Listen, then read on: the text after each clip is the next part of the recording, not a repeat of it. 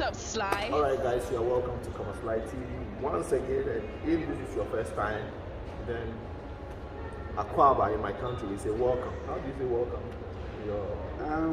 In my country we say only English and French? English and French, but we have so many your dialects. my dialect. Epibram. That's how we say it. It's welcome. Okay, he's from Cameroon. In case you don't know, he's from Cameroon. Great. I've been chasing this guy for more than a year now. Ask him. Finally, I'm here.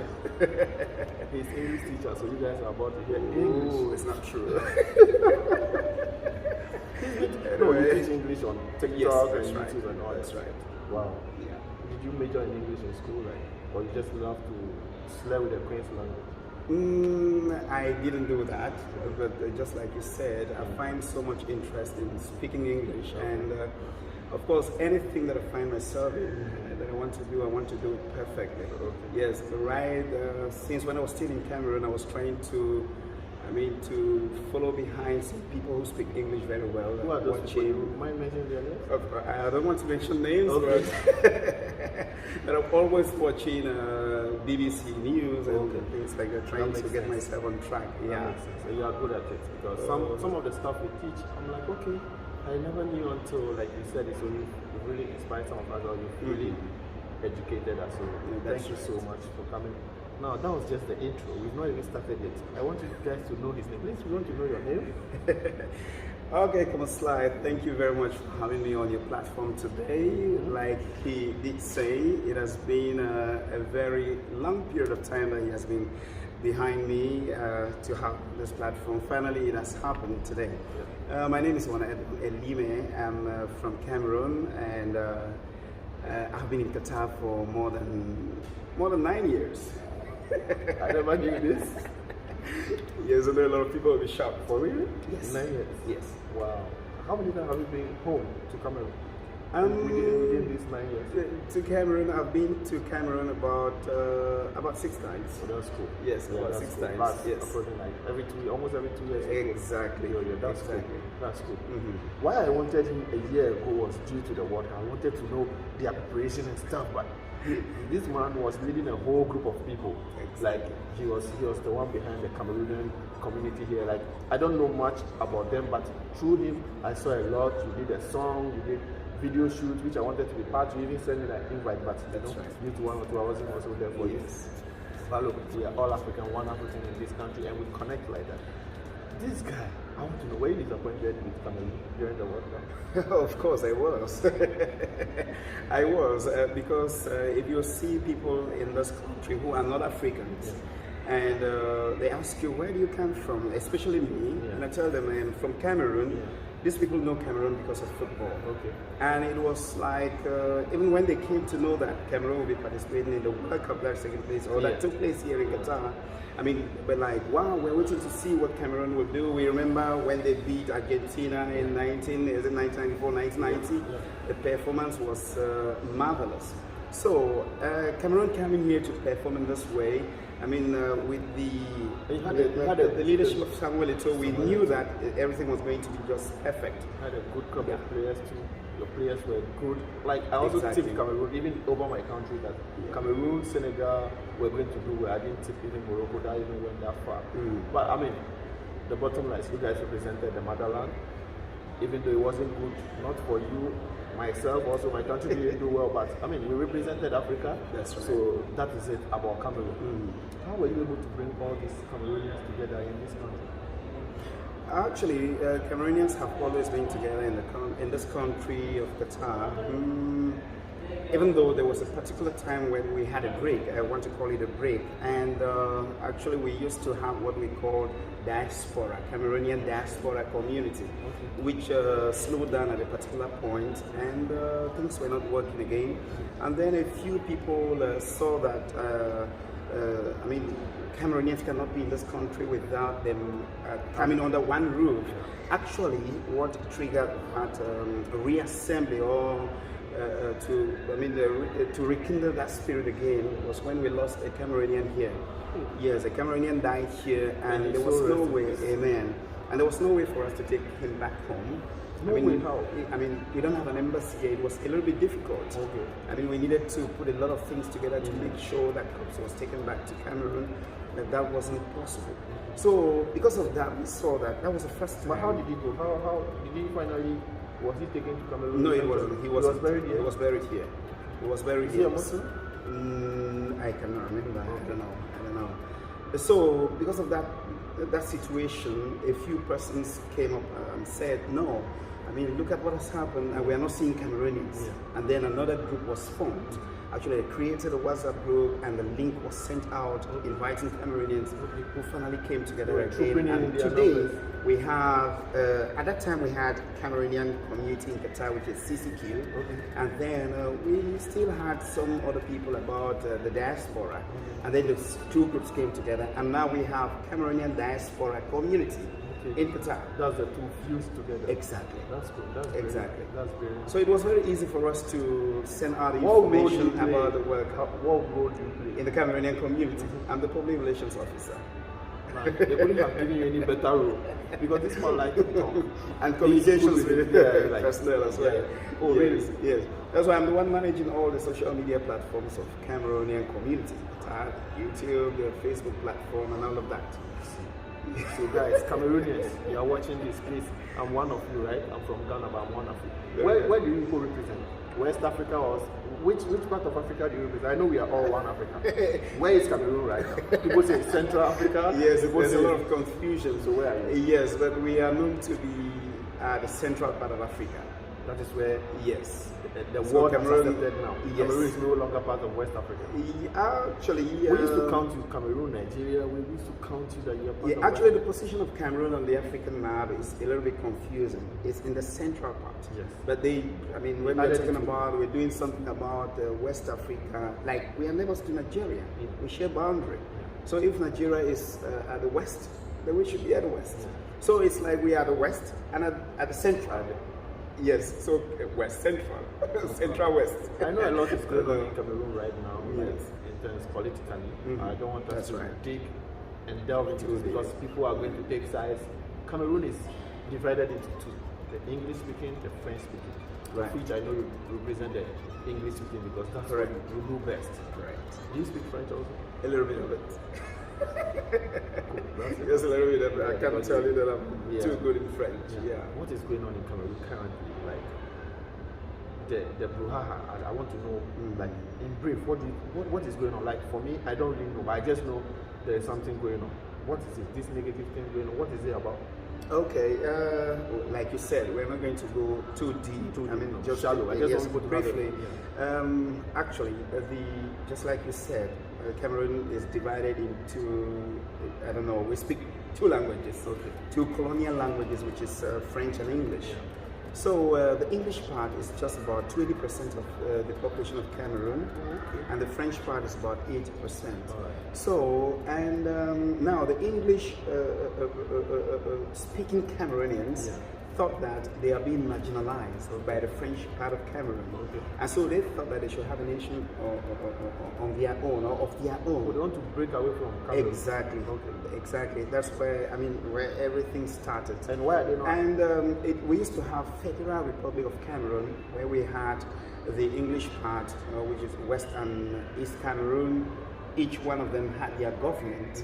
And at a particular time, I mean, the constitution was changed. Like, I don't want to go too deep into politics, so that we're calling some names. I don't want to do that. The constitution was changed from Federal Republic of Cameroon to have two federated states to Republic of Cameroon. Now, where a little bit of marginalization started. And like I told you before we started, a lot of resources, we have a lot of natural resources from the English part of Cameroon, which is petrol that we have in Cameroon. It's found in the English part of Cameroon. The oil and gas is actually for the small part of Exactly. Then if people break away from Cameroon now the French speaking, the majority are going they might surely not have something much. Okay, so now I get the whole picture. Yes. I get the picture of what is going on. This is why the kind of brouhaha is going on. Exactly. But what do you think? Like you're not in government, you're not in politics, but what do you think should be done to curb this or to reduce or to stop this? What do you think can be done? I think good politics is being able to understand the state very well. Know that, for example, I told you that petrol is found in the in the English part of Cameroon. I mean, the leaders, all politicians should be able to understand that. They should make those people happy. They might not do to make them very happy, but at least do a few things to convince them. So it means they don't do anything at all? I mean, it's insignificant, if I can say so. Okay. Yes. So we expect that they should do more. Okay. Yes. Okay. And let the people be convinced that petrol is coming from that part of the country. Have you had any president from the English? At least we have good roads. You have good roads. Now you mean at least they should? At least we should have that. But have you had any English-speaking president before? No. Since democracy, you've never had? We've never had an English-speaking president. So we used to have... Sorry, you've had one president for a very long time. Even for a very long time. We used to have Ahijo. What's his name? Also President Bobia. Yes. You've had him for a very long time. How many very long time? 40, He's almost 40 years now on sit. And so, I mean, it's painful to let people understand this. Because a lot of people don't know. Is he not old? He's very old. I'll show you very old. To see. There's a Nigerian here in the area. She was also mad when Nigeria finished their election recently. So I know. And I have one in my country. Like, sometimes we laugh at this. You know, Nigerians were laughing at you people for having old man in power. And then a few years later, they came out with an older man. I saw you guys, your fight with Nigeria, you were coming at them. I mean, you really bullied them because they came at you first. They didn't start it. But I have one in my country also. Okay. My president is 80 years old. They go for meeting and they are sleeping. Like, you know, we are... Nana Akufo-Addo. You know, we are moving at a pace right now. We don't need these old men to be leading us. We are the one on the internet knowing what is going on. We can match this European hood to hood. Exactly. These old people don't know what's going on. They go to the meeting, they sleep. It's only time for voting. Okay, stand up, come and vote, they vote. Then we are the ones suffering. Our generation, our younger one, our kids are the ones going to suffer. So, I agree with you. But do you guys have any election coming up? Because, like, I know. Has he agreed now that the next presidential elections will be in the year 2025. 2025. That's still 2 years. Yes. He's still suffering for 2 years. Like that. So. And do you have people from the English speaking that are standing up? They want to go for the yes. During the last presidential elections, we had candidates from the English speaking. They did well. Cameroon. Do some of the French speaking parties sympathize with you? Like some of them, those with brains. Of course they do. They do sympathize. They know what they are doing is wrong. Exactly. They do. Because we have a lot of activists who are French, from the French part of Cameroon speaking for the English part of Cameroon. A lot of them. And this thing, I don't know much about the French, but I know there is one thing that I know: France is still controlling most of the French-speaking African countries. I don't know if this is having influence in Cameroon also. Oh, it's huge. It's huge. Of course, if we have any French president making a diplomatic visit to Africa, I mean, Cameroon cannot never be left out. Oh, really? Yes, Macron was in Cameroon recently. What's your population like? The size? We're about 26 million. Almost the same about as 26 million. Yeah, that's huge amount, number. That's a huge number. That's you can't be suppressing it. Like this old man, I don't know what you guys want in power.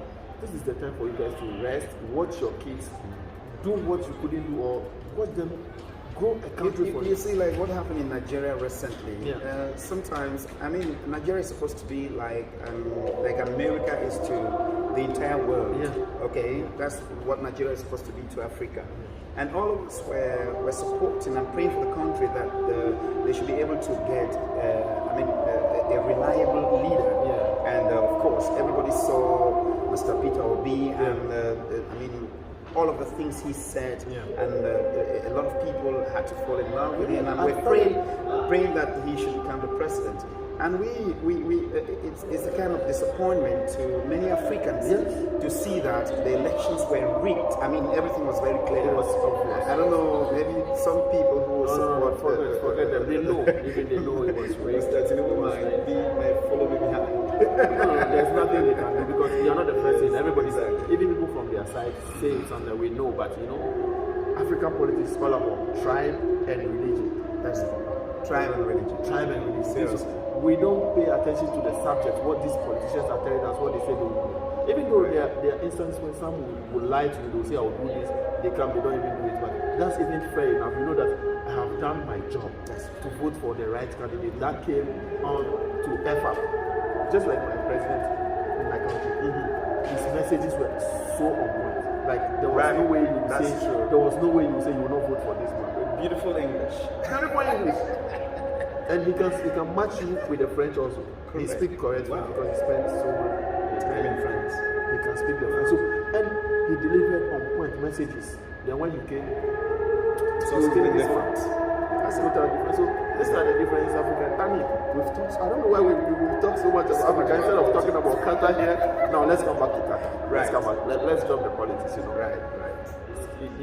I don't know. I'm still going back. I'm just trying to say you can't be an African, meet an African brother and not talk about Africa because it hurts. It hurts to see a youthful continent like Africa suffering every time. We have everything. These people have only one thing, and they are ruling the world. Qatar has just one thing. That's right. This one thing is bringing them a lot of things in the country. We have a lot. What are some of the natural resources you have in Cameroon apart from the fire? We have a lot, really. We have cocoa, we have coffee, we have cotton, we have timber.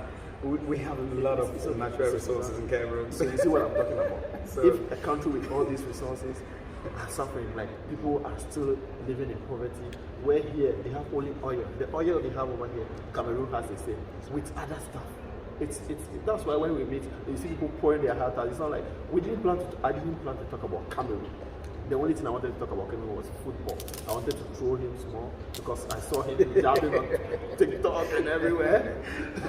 So that's it. But yeah, so we are done with this segment of it.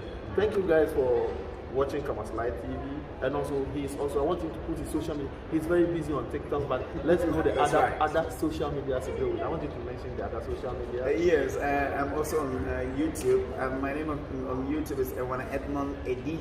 I'll write it down there for you. Yes, Ewana Edmond Edi. You help me to write it down. And TikTok, Ewana Edmond Elime or Edi Bobo. Where he met me or where we met. Yes. Let me not say where he met me. Where we met. Are you on Instagram also? I'm also on Instagram, but I'm not too busy there. Okay. Yes. Right. So guys, subscribe to his YouTube channel. So Instagram also is Instagram is there, and then TikTok is where he's very busy. He's been coming at people. Almost every day. He's been marking English over there. One time he got into a fight with another Cameroonian guy. I was following that conversation. You and him. You're going back at him. He's a French-speaking Cameroonian. Oh, that's right. That's right. When he was saying some trash about the English part of Cameroon. So that's about it. Thank you so much for coming. I really appreciate it. And you must let them know that on TikTok they know me with one laughter. do it for them. Do it for them. And when I come, ladies and gentlemen, how are you all doing today? And it's me, and welcome today. We have something very special. And we are on Cameroon's Light today. Thank you so much.